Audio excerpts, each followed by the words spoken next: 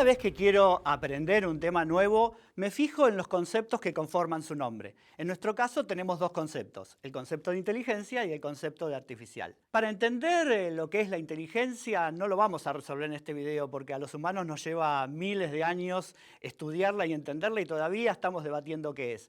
Pero sí es interesante ponernos a pensar cómo se concebía el concepto de inteligencia cuando fue bautizado este conjunto de tecnologías con el nombre de inteligencia artificial. Entonces, nosotros lo que vamos a ver es que en esa época existían test de inteligencia que medían aspectos específicos de todo el espectro de la inteligencia humana, por ejemplo, el lógico-matemático. Ahora, eso no es todo el espectro de la inteligencia humana, es solamente una partecita. Además, cuando se bautizó el conjunto de tecnologías con el nombre de inteligencia artificial no tuvo mucha épica. John McCarthy cuenta que redactando una nota solicitando financiamiento para justamente crear lo que iba a ser el Congreso de Dartmouth, dijo yo tenía que ponerle un nombre y le puse inteligencia artificial. Pero ¿qué otra cosa pasaba dentro de la época? ¿Cuál era el espíritu de la época? Estaba el desarrollo de los trabajos de Alan Turing, que a muchos les parecía o lo consideraban como el padre de la inteligencia artificial, sus logros y su deseo de que las máquinas pensaran.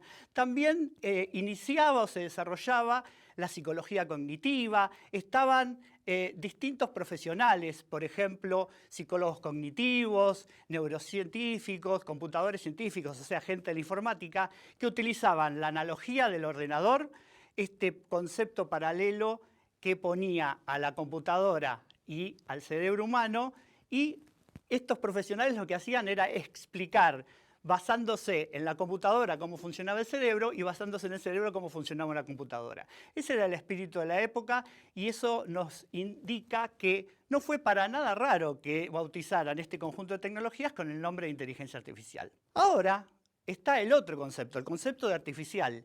¿Y qué es lo artificial? Lo artificial es aquella cosa que no está en la naturaleza. Son cosas que los humanos creamos, tomamos de la naturaleza, la transformamos y la creamos en artefactos y artificios. ¿Qué son los artefactos? Las máquinas, las computadoras, los dispositivos. ¿Y qué son los artificios? Bueno, el software, los algoritmos, los modelos. Entonces, si juntamos el concepto de artefactos y artificios, tenemos a la tecnología. ¿Cuál es el origen de la tecnología? Vamos a explorar un poco esto porque nos va a dar pistas para poder entender qué es lo que estamos haciendo nosotros cuando construimos y desarrollamos inteligencia artificial. La tecnología viene de la voz griega techni y quiere decir un arte o una artesanía, un conjunto de conocimientos y reglas que nos permite a los humanos fabricar algo, ya sea en las artes utilitarias o en las artes estéticas.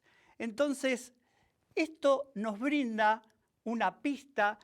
¿Por qué es interesante este concepto? Bueno, porque los artistas originalmente, cuando practicaban la técnica, no inventaban cosas nuevas. Lo que hacían era entender la naturaleza, entender las reglas de la naturaleza y copiarlas, imitarlas. Esto se veía, por ejemplo, en la escultura, tratando de imitar el cuerpo humano y sus proporciones.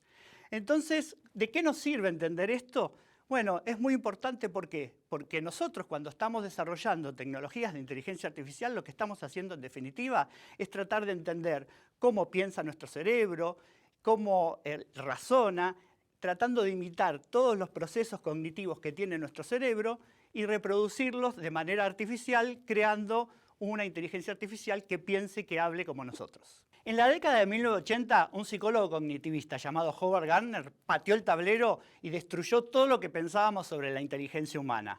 Él, en vez de concentrarse en medir un aspecto específico de todo el espectro de la inteligencia humana, generó múltiples inteligencias. No solo identificó la inteligencia lógico-matemática, que era lo que se medía tradicionalmente, sino aparecieron otras inteligencias, la inteligencia lingüística, la inteligencia musical, la inteligencia naturalista, la inteligencia sinestésica, visual, intrapersonal e interpersonal. 8 inteligencias.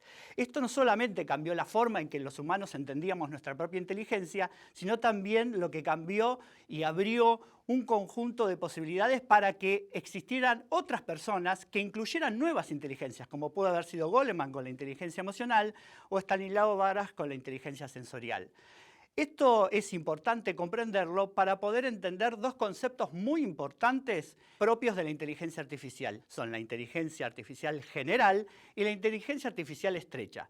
La inteligencia artificial general es muy simple de entender. Es aquella inteligencia artificial que emula completamente todo el espectro de la inteligencia humana. Es equivalente a la inteligencia que tenemos nosotros, pero es un concepto teórico, no se implementó, todavía no se desarrolló. Es algo aspiracional, es algo que las empresas que están desarrollando modelos de inteligencia artificial quieren llegar a lograr. Todas las inteligencias que nosotros interactuamos día a día son inteligencias artificiales estrechas. ¿Y qué quiere decir esto? Quiere decir que están especialmente diseñadas para hacer un tipo de tarea, un tipo específico de tarea como ese tipo específico de tarea o habilidad que indica esas inteligencias múltiples de Gartner. Por ejemplo, no sé, los artistas visuales tienen inteligencia espacial, los deportistas tienen inteligencia sinestésica. Quiere decir esto que una inteligencia artificial que sabe jugar muy bien al ajedrez no puede identificar y clasificar un expediente. Cada inteligencia artificial tiene una tarea específica. Entonces, se las puede asociar al concepto de inteligencias múltiples de Gartner, en donde cada una de las inteligencias de Gartner implica una habilidad específica. Ahora, ustedes me pueden decir, pero Hernán, espera un poquito, yo interactúo todos los días con una inteligencia artificial del tipo de chat, y la verdad que escribo, pero también hablo y también le subo archivos y le subo imágenes y le pido que me genere imágenes y le pido también que me genere videos. Entonces, ¿cómo puede ser? Bueno, en realidad ese concepto dentro del mundo de la inteligencia artificial se conoce como multimodalidad. Y no es que haya muchas inteligencias distintas, sino que hay un tratamiento y un procesamiento de distintos tipos de datos. Entonces, lo que podemos hacer es interactuar con distintos formatos de datos, pero siempre con una tarea específica. Hay otro concepto importante que también podría llegar con su desarrollo a llevarnos a la inteligencia artificial general, que es el embodiment. El embodiment no es otra cosa que tomar un modelo de inteligencia artificial e instalarlo en un cuerpo robótico, con forma de humano o por ahí con otra forma, como por ejemplo el de una aspiradora. Entonces lo que hace este embodiment es poder hacer que ese cuerpo robótico interactúe en un contexto físico real, pero simulando internamente cómo podría llegar a ser esa interacción. Esto se lo conoce como World Model o modelo de mundo, en donde primero lo que hace es simular internamente cómo podría interactuar con el contexto y si ese resultado es positivo, entonces se ejecuta esa acción. Entonces, los conceptos de multimodalidad, embodiment y World Model son conceptos que podrían llevarnos desde una inteligencia artificial estrecha hasta una inteligencia artificial general.